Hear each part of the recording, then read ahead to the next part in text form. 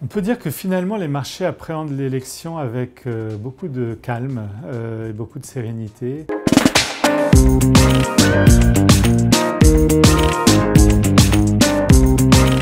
On a depuis déjà de longs mois une avance de Joe Biden vis-à-vis de Donald Trump.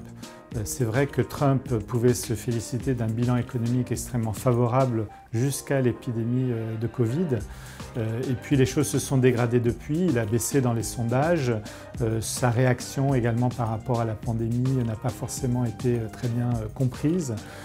Et globalement, les marchés, je pense, tablent quand même sur une victoire de Joe Biden, sans pour autant que ça les effraie comme on aurait pu l'imaginer, et notamment par rapport à un programme qui va être certainement fiscalement plus dur vis-à-vis des entreprises, des ménages les plus aisés, mais aussi peut-être avec un peu plus de prévisibilité par rapport notamment aux dimensions de guerre commerciale qu'on avait pu de temps en temps devoir gérer avec l'administration Trump.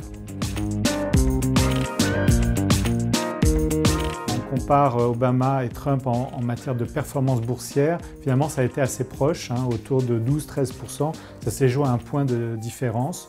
Même chose sur les marchés obligataires qui ont été porteurs sous les deux administrations.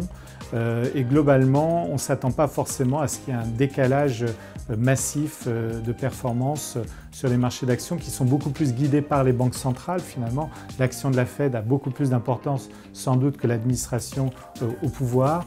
Et puis, il ne faut pas oublier aussi qu'on est dans un contexte où pour l'instant, on s'attend à ce que le résultat des élections soit respecté. Il est évident que si on avait une situation où l'administration Trump conteste un résultat qui serait très serré et où on aurait une phase d'indéfinition pendant des semaines, voire des mois, là, ça pourrait être l'élément perturbant pour les marchés à court terme, et en aucun cas, je pense, pour la durée d'un mandat.